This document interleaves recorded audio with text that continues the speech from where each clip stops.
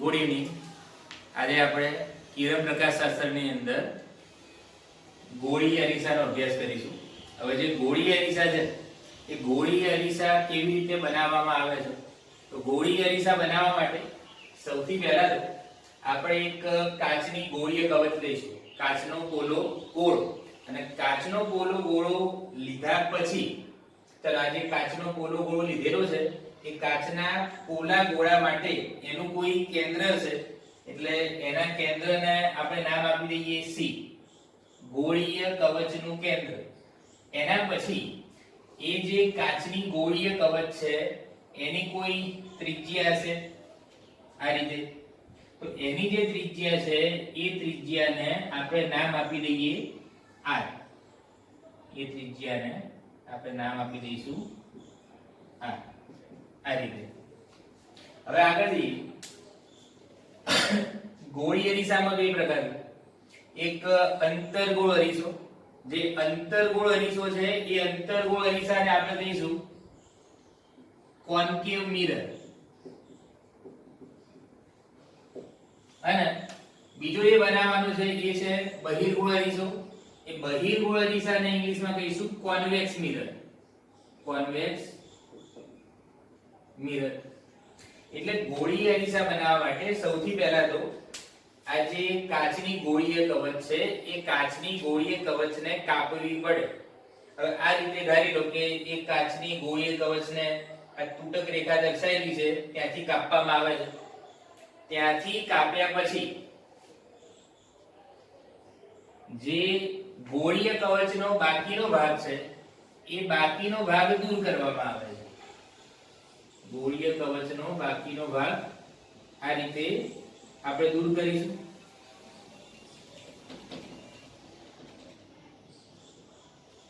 અને આ જે ગોળીય અરીસો બને, હવે અંતર્ગોળ અરીસો બનાવવો છે તો અંતર્ગોળ અરીસા માટે એટલું યાદ રાખવાનું કે એ અરીસાની જે અંદરની બાજુ છે આ રીતે આપણે જોઈએ તો જે અંદરની બાજુ છે એ અંદરની બાજુ પરાવર્તક રાખવાની.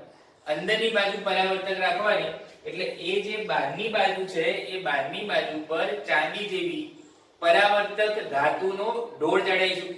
એટલે આ રીતે અંદરની સપાટી પરાવર્તક છે અંતર્ગોળ અરીસામાં, બહારની સપાટી પર આપણે ચાંદી જેવી પરાવર્તક ધાતુનો ઢોળ ચડાવીશું. એટલે આ જે અરીસો બનશે અંદરની સપાટી પરાવર્તક છે, બહારની સપાટી ઉપર ચાંદી જેવી ધાતુનો ઢોળ ચડાયેલો છે. એટલે એ કયો અરીસો કહેવાશે? અંતર્ગોળ અરીસો. અને બીજા નંબરનો છે એ છે બહિર્ગોળ અરીસો. તો એના માટે એક્ઝેક્ટ એનાથી ઊલટું કરવાનું. ઊલટું કેવી રીતે કરવાનું કે એની જે બહારની સપાટી છે આ રીતે એ બહારની સપાટી પરાવર્તક બનાવવાની. બહારની સપાટી પરાવર્તક બનાવવા માટે એની જે અંદરની બાજુ છે એ અંદરની બાજુ પર ચાંદી જેવી પરાવર્તક ધાતુનો ઢોળ ચડે છે. અને આ જે બહારની સપાટી પરાવર્તક બને છે એટલે એને કયો અરીસો કહીશું? બહિર્ગોળ અરીસો. ઇંગ્લિશમાં અંતર્ગોળ અરીસાને કોન્કેવ મિરર કહીશું, તો બહિર્ગોળ અરીસાને કોન્વેક્સ મિરર કહીશું. કોન્કેવ એટલે અંતર્ગોળ, કોન્વેક્સ એટલે બહિર્ગોળ. હવે આ જે ગોળી અરીસા આપણે બનાવ્યા એ અરીસાઓ માટે અમુક વ્યાખ્યાઓ ધ્યાનમાં રાખવાની છે. હવે એ વ્યાખ્યાઓ સૌથી પહેલા તો અહીંયા તમે જો સી, એનું નામ છે વક્રતા કેન્દ્ર. હવે સી વક્રતા કેન્દ્ર, સેન્ટર ઓફ કર્વેચર. આ જે અરીસાઓ છે જે ગોળીય કવચમાંથી બનાવેલા છે એ ગોળીય કવચનું જે કેન્દ્ર છે એ અરીસાઓ માટેનું વક્રતા કેન્દ્ર સી કહેવાશે. બીજા નંબરમાં જઈએ તો બીજા નંબરની અંદર આવશે વક્રતા ત્રિજ્યા આર. વક્રતા ત્રિજ્યા આર એટલે આ જે અરીસાઓ છે જે ગોળીય કવચમાંથી કાપીને બનાવેલા છે એ ગોળીય કવચની ત્રિજ્યા એ જ અરીસાની અંતર્ગોળ હોય કે પછી બહિર્ગોળ હોય એ જ અરીસાની શું આવશે? વક્રતા ત્રિજ્યા આવશે. ત્રીજા નંબરમાં વાત કરીએ પી ધ્રુવ, પોલ. પી ધ્રુવ એટલે આ જે અરીસાની ગોળીય સપાટી છે. હવે અરીસો આ રીતે અહીંયા બનાવેલો છે, પણ તમે આમ સામેથી જો તો એનો આકાર કેવો દેખાશે? વર્તુળ દેખાશે. અને આ જે અરીસાની સપાટી છે એ અરીસાની ગોળીય વર્તુળાકાર સપાટીનું જે મધ્ય બિંદુ હશે એ મધ્ય બિંદુને અરીસાનું ધ્રુવ કહેવાય. ચાલો એને નામ શું આપી દઈશું આપણે? P. એ રીતે અહીંયા બહિર્ગોળ અરીસો છે, એની આ સપાટી છે, એની સપાટીનું જે મધ્ય બિંદુ છે એ મધ્ય બિંદુને નામ શું આપીશું? P. ધ્રુવ. હવે આગળ જઈએ તો આગળ C થી P સુધીનું જે અંતર છે, વક્રતા કેન્દ્રથી ધ્રુવ સુધીનું જે અંતર છે CP, એ વક્રતા ત્રિજ્યા r જેટલું થશે. એટલે ગણતરીમાં કે થિયરીમાં યાદ રાખવાનું કે r બરાબર શું આવશે? CP. r બરાબર શું આવશે? CP. હવે વાત કરીએ અરીસાની મુખ્ય અક્ષ. તો મુખ્ય અક્ષ કોને કહેવાશે? અરીસાના વક્રતા કેન્દ્ર C અને અરીસાના ધ્રુવ P માંથી પસાર થતી જે રેખા છે એને અરીસાની મુખ્ય અક્ષ કહેવાય. અહીંયા પણ જો કે C અને P માંથી પસાર થતી રેખા છે એને અરીસાની શું કહીશું આપણે? મુખ્ય અક્ષ. એટલે મુખ્ય અક્ષ માટે યાદ રાખવાનું મુખ્ય અક્ષ એટલે રેખા CP. એટલે ગોકું ના પડે. C અને P માંથી પસાર થતી રેખા. ચલો હવે વાત કરીશું આપણે F, ફોકસ અથવા ફોકલ પોઈન્ટ, મુખ્ય કેન્દ્ર. મુખ્ય કેન્દ્ર કોને કહેવાય? હવે એ સમજવા માટે આપણે કિરણોના પ્રકાર સમજી લઈએ. કિરણોના પ્રકાર. તો કિરણોના બે પ્રકાર છે. પહેલા નંબરનું છે એ પહેલા નંબરને આપણે કહીશું કે પેરેક્સિયલ કિરણ, અને બીજા નંબરમાં છે એને શું કહીશું? માર્જિનલ કિરણ. બે પ્રકારના કિરણો છે. પેરેક્સિયલ કિરણો કોને કહેવાય? તો પેરેક્સિયલ કિરણો એટલે આ જે મુખ્ય અક્ષ છે એ મુખ્ય અક્ષની સૌથી નજીકમાં નજીક જે કિરણો હોય એને પેરેક્સિયલ કહેવાય, અને મુખ્ય અક્ષથી જે દૂરના કિરણો હોય એને માર્જિનલ કિરણો કહેવાય. હવે જે આપણે ધોરણ 12 માં અભ્યાસ કરવાનો છે ઇન અવર સિલેબસ, આપણે માત્ર પેરેક્સિયલ કિરણોની ચર્ચા કરવાની છે. માર્જિનલ કિરણો આપણા સિલેબસમાં નથી. અને આ જે કિરણોના પ્રકારની વાત કરીએ, ચલો પેરેક્સિયલ કિરણો મુખ્ય અક્ષની નજીકના કિરણો, અને મુખ્ય અક્ષની નજીકના કિરણો માટે આપણે એનું મુખ્ય કેન્દ્ર શોધીએ. ચલો મુખ્ય કેન્દ્ર શોધવા માટે સૌથી પહેલા તો જો મુખ્ય કેન્દ્ર કોને કહેવાય? Focal point. મુખ્ય અક્ષને સમાંતર કિરણો અરીસાની સપાટી પર પરાવર્તન પામીને મુખ્ય અક્ષ ઉપર જે બિંદુએ કેન્દ્રિત થાય એ બિંદુને જે તે અરીસાનું મુખ્ય કેન્દ્ર F કહે છે. મુખ્ય કેન્દ્ર માટે જો આપણે અરીસા જે મુખ્ય અક્ષ બનાવેલી છે એ મુખ્ય અક્ષને સમાંતર કિરણ આપાત કરીશું. મુખ્ય અક્ષને સમાંતર કિરણ આ રીતે મુખ્ય અક્ષને સમાંતર કિરણ આ રીતે આપણે આપાત કરીશું. હવે અહીંયા અરીસા ઉપર કોઈ બિંદુ લઈએ. ચલો અરીસા ઉપરનું કોઈ બિંદુ લઈ લઈએ M, અને ત્યાંથી પરાવર્તન પામ્યા પછી મુખ્ય અક્ષ ઉપર કયા બિંદુએ કેન્દ્રિત થાય છે? આ પરાવર્તનનો નિયમ છે કે જે બિંદુએ કિરણ આપાત થતું હોય ત્યાંથી પરાવર્તન થતું હોય ત્યાં આપાત કિરણ અને પરાવર્તિત કિરણ લંબની સામસામે બાજુએ આવે. હવે સૌથી પહેલા લંબ બનાવવો પડે. તો લંબ બનાવવા માટે શું કરવાનું? તો લંબ સપાટી કેવી છે? ગોળીય છે. હવે ગોળીય સપાટી માટે લંબ દોરવાનો હોય તો આપણે ભણીએ છીએ આગળના લેક્ચરમાં જે કેન્દ્ર છે અને ગોળીય સપાટીનું જે બિંદુ છે એને ત્રિજ્યાની દિશામાં આગળ લંબાઈએ એટલે એ આપણને લંબ મળે. નોર્મલ માટે નામ આપું છું n. આ લંબ છે. અને આ જે મુખ્ય અક્ષને સમાંતર કિરણ છે એ લંબ સાથે કેટલો ખૂણો બનાવશે? તો આપાત કોણને નામ શું આપી દઈએ? થીટા. હવે આપાત કોણ બરાબર શું થશે? પરાવર્તન કોણ. અને આપાત કિરણ છે પરાવર્તિત કિરણ લંબની સામેની બાજુએ આવશે, ખૂણો થીટા જેટલો જ રહેશે. એટલે બીજો ખૂણો આપણે બતાવી દઈએ કે આ રીતે આ ખૂણો બતાવી દઈશું. પરાવર્તન કોણ કેટલો આવશે? થીટા આવશે. અને પરાવર્તન પામ્યા પછી જે પરાવર્તિત કિરણ આવશે એ પરાવર્તિત કિરણ કંઈક આ રીતે આવશે. આ પરાવર્તિત કિરણ પરાવર્તિત કિરણ અહીંયા બતાવેલું છે અને અહીંયા મુખ્ય અક્ષ ઉપર જે બિંદુએ કેન્દ્રિત થાય છે તેને નામ શું આપી દઈશું? મુખ્ય કેન્દ્ર F. કોઈ પણ મુખ્ય અક્ષને સમાંતર કિરણો લઈએ. ચલો મુખ્ય અક્ષને સમાંતર કિરણ બીજું નીચે આપણે દર્શાવી દઈએ અને એ સમાંતર કિરણ ની આ રીતે છે, આપાત થાય છે. ચલો એ અહીંયાથી પરાવર્તન પામશે. હવે લંબ અને આપાત કોણ પરાવર્તન કોણ નહીં બનાવીએ, ડાયરેક્ટ જ પરાવર્તન થયા પછી એ અરીસાના મુખ્ય કેન્દ્ર F માંથી પસાર થશે આ રીતે. એટલે આ જે છે એ અંતર્ગોળ અરીસાનું મુખ્ય કેન્દ્ર છે. એટલે અંતર્ગોળ અરીસો શું કરે છે કે જે સમાંતર કિરણો આપાત થાય છે એ સમાંતર કિરણોને એક જ બિંદુએ વાસ્તવમાં કેન્દ્રિત કરે છે. એટલે અંતર્ગોળ અરીસાનું જે મુખ્ય કેન્દ્ર આવશે એ મુખ્ય કેન્દ્ર કેવું આવશે? વાસ્તવિક. વાસ્તવિક મુખ્ય કેન્દ્ર અંતર્ગોળ અરીસા માટે એ કિરણોને કેન્દ્રિત કરે છે. હવે આ બાજુ આવો. ચલો કયો અરીસો છે? બહિર્ગોળ અરીસો છે. બહિર્ગોળ અરીસા માટે મુખ્ય અક્ષને સમાંતર કિરણ લઈએ. ચલો આ રીતે અહીંયા મુખ્ય અક્ષને સમાંતર કિરણ હું બતાવી દઉં છું. એ અરીસાની સપાટીને અહીંયા આપાત થાય છે. જો પરાવર્તન કઈ રીતે થાય છે તે સમજવા માટે આ જે આપાત બિંદુ છે ત્યાં આપણે સપાટીને લંબ દોરીએ. સપાટીને લંબ ગોળીય સપાટી માટે ત્રિજ્યાની દિશામાં આવશે આ રીતે. ત્રિજ્યાની દિશામાં આપણે લંબ બનાવી દીધો નોર્મલ એમ, અને આપાત કિરણે લંબ સાથે બનેલો કોણ આપાત કોણ શું આવશે? થીટા. જેટલો આપાત કોણ થીટા આવશે એટલો જ પરાવર્તન કોણ થીટા આવશે. તો આપાત કોણ થીટા છે એટલો જ પરાવર્તન કોણ આવશે? થીટા. આ રીતે. અને આ પરાવર્તિત કિરણ આપણને મળશે, આ પરાવર્તન કોણ થીટા છે. અને આ જે પરાવર્તિત કિરણ છે એ પરાવર્તિત કિરણ હવે કેન્દ્રિત થતા નથી, એ વિકેન્દ્રિત થાય છે, અપકેન્દ્રિત થાય છે. હવે વિકેન્દ્રિત થાય છે તો એને આપણે અરીસાની પાછળની બાજુએ લંબાવીએ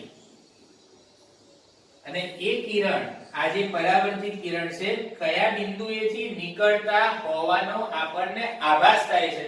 એ જે મુખ્ય અક્ષ ઉપરનું જે બિંદુ છે એને આપણે નામ આપી દઈશું મુખ્ય કેન્દ્ર F. જે અંતર્ગોળ અરીસો છે એના માટે આવશે વાસ્તવિક મુખ્ય કેન્દ્ર. જે બહિર્ગોળ અરીસો છે એના માટે આવશે આભાસી મુખ્ય કેન્દ્ર. કારણ કે એ અરીસાની પાછળના ભાગમાં મળે છે એવો આપણને માત્ર આભાસ થાય છે, આભાસી મુખ્ય કેન્દ્ર. એટલે બીજા પણ આપણે આપાત કિરણો બતાવી દઈએ. મુખ્ય અક્ષને સમાંતર કિરણો, અને એ મુખ્ય અક્ષને સમાંતર કિરણ આપાત થયા પછી આ રીતે એમનું પરાવર્તન થશે. લંબ બનાવવાનો હોય તો સીધે સીધો કેન્દ્રથી લઈને ત્રિજ્યાની દિશામાં કોઈ પણ આપણે રેખા બનાવીએ એ લંબ બનશે. એટલે આ અંતર્ગોળ અરીસાનું વાસ્તવિક મુખ્ય કેન્દ્ર, બહિર્ગોળ અરીસાનું આભાસી. અંતર્ગોળ અરીસો મુખ્ય અક્ષને સમાંતર કિરણોને વાસ્તવમાં કેન્દ્રિત કરે છે, અને કેન્દ્રિત કરે તો એવા અરીસાને આપણે કહીશું અભિસારી અરીસો. અભિસારી અરીસો. અને અહીંયા વિકેન્દ્રિત કરે છે એટલે એનાથી એકદમ ઉલટું અભિસારી અરીસો છે અહીંયા નામ આપી દઈશું અપસારી અરીસો. અહીં ઘણીવાર રકમની અંદર ડાયરેક્ટ અંતર્ગોળ અરીસો એવું નથી આપેલું હોતું, ડાયરેક્ટ એવું કહી દે છે કે એક અભિસારી અરીસો અથવા એક અપસારી અરીસો.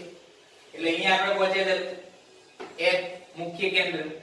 હવે વાત કરીએ F સ્મોલ f, અરીસાની કેન્દ્ર લંબાઈ. હવે જે અરીસાની કેન્દ્ર લંબાઈ છે એ અરીસાની કેન્દ્ર લંબાઈ એટલે અરીસાના મુખ્ય કેન્દ્ર અને અરીસાના ધ્રુવ સુધીનું અંતર.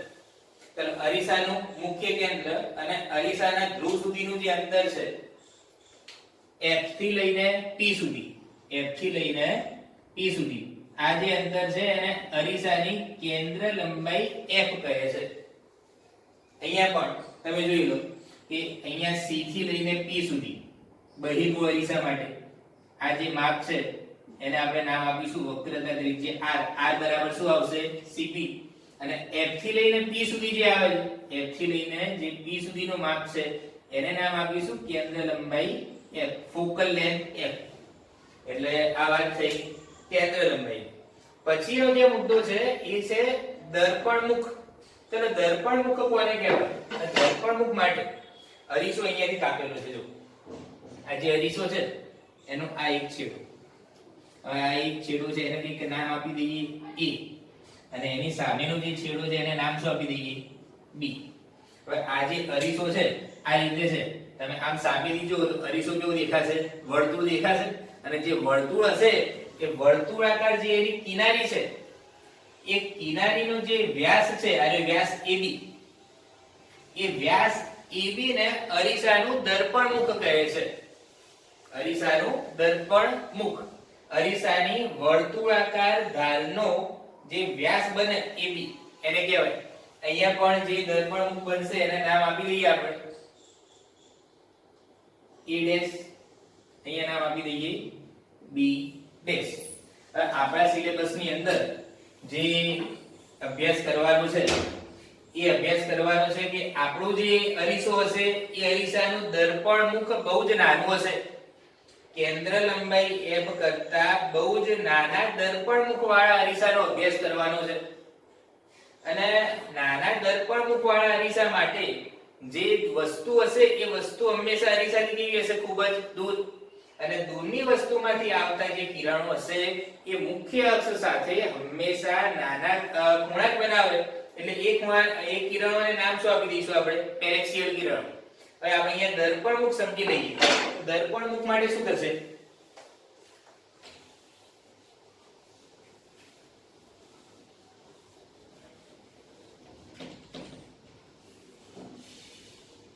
જો અહીંયા આપણે જોવાનું છે કે દર્પણમુખ માટે આ રીતે કંઈક ગોળીય કવચ છે. ગોળીય કવચમાંથી અરીસો બનાવેલો છે. આ રીતે ગોળીય કવચ છે. આ એની કંઈક મુખ્ય અક્ષ છે. ધારી લો કે તમે આ રીતે એ ગોળીય કવચને કાપો છો. તો એ ગોળીય કવચને કાપશો એટલે આ જે કિરણો આવશે આ કિરણો મુખ્ય અક્ષથી કેવા હશે? દૂર હશે. આ અરીસાનો ધ્રુવ છે P, આને એક નામ આપી દઈએ આપણે Q. હવે આ જે કિરણો છે એ કિરણો જેમ જેમ હું મુખ્ય અક્ષની નજીક લાવું એમ જે એનું દર્પણમુખ છે એ દર્પણમુખ કેવું થતું જશે? નાનું થતું જશે. હજી આપણે ચલો આ રીતે નજીક લાવીએ છીએ મુખ્ય અક્ષની નજીક, તો દર્પણમુખ કેવું થઈ ગયું? પહેલા કરતા બહુ નાનું આટલું દર્પણમુખ આવશે. અને દર્પણમુખ નાનું આવે એટલે એટલું યાદ રાખવાનું કે જે આ બિંદુ Q છે એ Q થી આ P ની વાત કરીએ આમ તો ચાપ કહેવાય, પણ એ મુખ્ય અક્ષને કેવું થઈ જશે? લંબ થઈ જશે. અને અહીંયા જે આપણે લંબ લઈએ છીએ એને કંઈક નામ આપી દઈએ P ડેશ. ચાલ આ બાજુ આવો કે અહીંયા P છે. હવે આ A ને હું ભૂસી કાઢું છું, આ B ને કેન્સલ કરું છું. અહીંયા નામ આપી દઈએ શું? Q. અને Q થી અહીંયા જે લંબ લઈશું એ લંબ શું આવશે? અહીંયા P ડેશ. આ રીતે. હવે અહીંયા નાના દર્પણમુખ માટે વાત કરીએ તો નાના દર્પણમુખ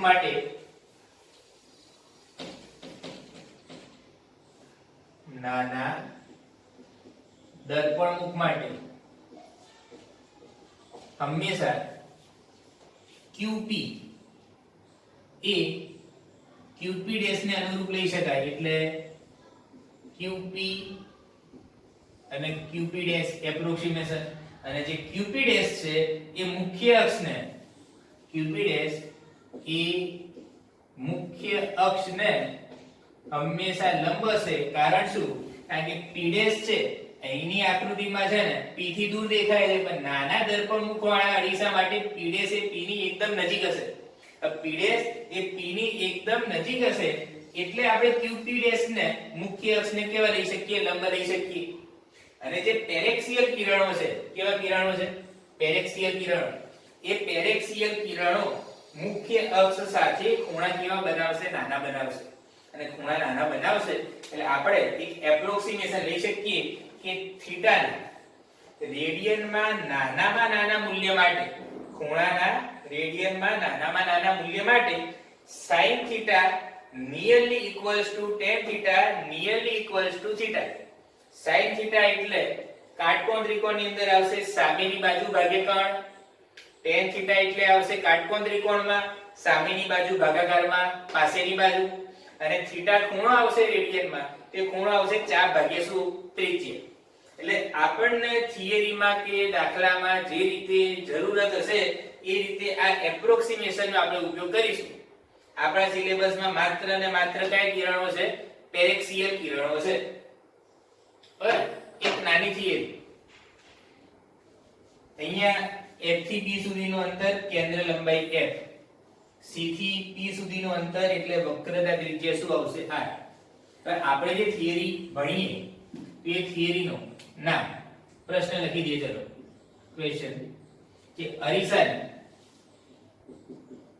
કેન્દ્ર લંબાઈ, અરીસાની કેન્દ્ર લંબાઈ અને વક્રતા ત્રિજ્યા વચ્ચેનો સંબંધ, વક્રતા ત્રિજ્યા વચ્ચેનો સંબંધ એ શોધવાનો છે. અને એ જે સંબંધ શોધવાનો છે એમાં યાદ રાખવાનું કે જે દર્પણ મુખ છે એ દર્પણ મુખ કેવું આવશે? નાનું આવશે. અને માત્ર ને માત્ર કયા કિરણો માટે વાત કરવાની છે? તો પેરેક્સિયલ કિરણો માટે વાત કરવાની છે. પેરેક્સિયલ કિરણો માટે વાત કરવાની છે. હવે જો આ જે આકૃતિ છે, આ આકૃતિની અંદર આ બહિર્મુખ અરીસા માટે ચલો આપણે વાત નથી કરતા. અંતર્ગોળ અરીસા માટે કેન્દ્ર લંબાઈ અને વક્રતા ત્રિજ્યા વચ્ચેનો સંબંધ, અને બહુ જાણીતું સૂત્ર છે, તમે ધોરણ 10 માં ભણી ગયા છો કે કેન્દ્ર લંબાઈ છે એ કેન્દ્ર લંબાઈ વક્રતા ત્રિજ્યા કરતા અડધા મૂલ્યની આવે. f બરાબર આવે r/2 અથવા r બરાબર 2f. f બરાબર r/2 અથવા r બરાબર 2f એ સંબંધ આપણે મેળવવાનો છે. હવે એ સંબંધ મેળવવા માટે એક કામ કરીએ. ચલો થોડી ભૂમિતિનો ઉપયોગ કરીએ. તો આ જે સમાંતર કિરણ આવે છે એમ ઉપર આપાત થાય છે, એ લંબ સાથે કેટલો ખૂણો બનાવે છે? થીટા જેટલો બનાવે છે. અને આ z બને, આ રીતે z બને છે, આ ખૂણો થીટા થાય તો z માટે જુઓ અહીંયા હું બતાવી દઉં છું. આ રીતે z બને, આ ખૂણો થીટા થાય તો આ ખૂણો કેટલો થશે? થીટા થશે. એટલે ચાલ આ ખૂણાને નામ આપી દઈએ થીટા. પછી વાત કરીએ કે આ થીટા અને થીટા છે, આ ટોટલ જે ખૂણો છે, ટોટલ ખૂણો કેટલો થશે? 2 થીટા. ટોટલ ખૂણો 2 થીટા થાય છે. એટલે ફરીથી આપણે બીજો z વિચારીએ. આ રીતે અહીંયાથી m સુધી, m થી પછી f સુધી. એટલે આ ખૂણો 2 થીટા છે, આ જે ખૂણો છે એ પણ કેટલો આવશે? 2 થીટા આવશે. હવે અહીંયા આપણને બે ખૂણા મળે છે. એક ખૂણો છે થીટા અને બીજો ખૂણો કેવો છે? 2 થીટા. બંને ખૂણા રેડિયનમાં અત્યંત નાના હશે, કારણ કે આ જે કિરણ હશે એ મુખ્ય અક્ષની એકદમ નજીક હશે. હવે એ ખૂણા માટે જો આપણે કાટકોણ ત્રિકોણની વાત કરીએ તો કાટકોણ ત્રિકોણ માટે અહીંયા C થી લઈને કંઈક P' અને P' થી M, અને P' એ P ની એકદમ નજીક હોય તો સહનિકટતા માટે શું લખવાનું? જે કેન્દ્ર લંબાઈ છે f, કેન્દ્ર લંબાઈ માટે લખીએ છીએ fp, પણ fp ના બદલે આપણે શું લખી શકીએ? fp'. એપ્રોક્સિમેશન. અને વક્રતા ત્રિજ્યા r છે આવશે cp is nearly equal to શું આવશે? cp'. અને અહીંયા તમે જુઓ કે આ જે થીટા ની વાત કરીએ, હવે આ થીટા છે, tan થીટા નું સૂત્ર મારે લખવું છે તો tan થીટા ની ઇક્વેશન શું આવશે? સામેની બાજુ ભાગાકારમાં પાસેની બાજુ. tan થીટા સામેની બાજુ કઈ આવશે? mp, m થી લઈએ p સુધી. એટલે tan થીટા બરાબર જો હું લખું છું અહીંયા, tan થીટા બરાબર સામેની બાજુ mp, mp લઈએ, qp લઈએ, એ મુખ્ય અક્ષ છે એને કેવા હશે? લંબ જ હશે બંને રેખાખંડ. tan થીટા બરાબર સામેની બાજુ, ચલો સામેની બાજુ કઈ આવશે? mp આવશે. ભાગાકારમાં પાસેની બાજુ આવશે અહીંયા c થી લઈને p સુધી. આમ તો cp' આવે પણ અહીંયા લખી દઈએ આપણે ડાયરેક્ટ c થી લઈને p સુધી. અને થીટાની કિંમત બહુ જ નાની છે એટલે tan theta nearly equal to theta, તો અહીંયા theta nearly equal to mp, અને અહીંયા cp છે કે cp' હોય જે પણ હોય એના બદલે શું લખી દઈશું આપણે? r. આ સમીકરણ 1. બીજું સમીકરણ બનાવવું છે તો બીજા સમીકરણ માટે આ એક ત્રિકોણ ધ્યાનમાં લઈએ, m થી p' અને p' થી f. હવે એના માટે હું tan 2 થીટા લખું તો tan 2 થીટા શું આવશે જો સમજી લેજો tan 2 થીટા અહીંયા જો લખીએ છીએ કે tan 2 થીટા બરાબર સામેની બાજુ એ જ mp તો mp ભાગાકારમાં પાસેની બાજુ fp ડેશ અથવા fp ડેશ અને tan 2 થીટા ખૂણા બહુ નાના છે તો tan 2 થીટા એના બદલે હું લખી દઉં કે tan theta nearly equal to theta એટલે 2 થીટા નિયરલી ઇક્વલ ટુ શું આવશે mp અપન fp ડેશ છે તો fp ડેશ એટલે આવશે કેન્દ્ર લંબાઈ f એટલે અહીંયા લખી દઈએ f 2 થીટા બરાબર ચાલો હવે આ થીટાની વેલ્યુ અહીંયા એપ્લાય કરીએ થીટાની વેલ્યુ અહીંયા મૂકી દઈએ આપણે તો થીટાની વેલ્યુ મૂકીશું તો શું આવશે 2 થીટા બરાબર કેટલા છે mp અપન કેટલા આવશે r બરાબર સામે જોઈએ તો સામે શું આવશે કે mp અપન f ચલો mp કેન્સલ એટલે અહીંયા આવશે 2/r f અને એના પછીનું સ્ટેપ ચલો હું લખું છું 2/r આવશે 1/f so that f r/2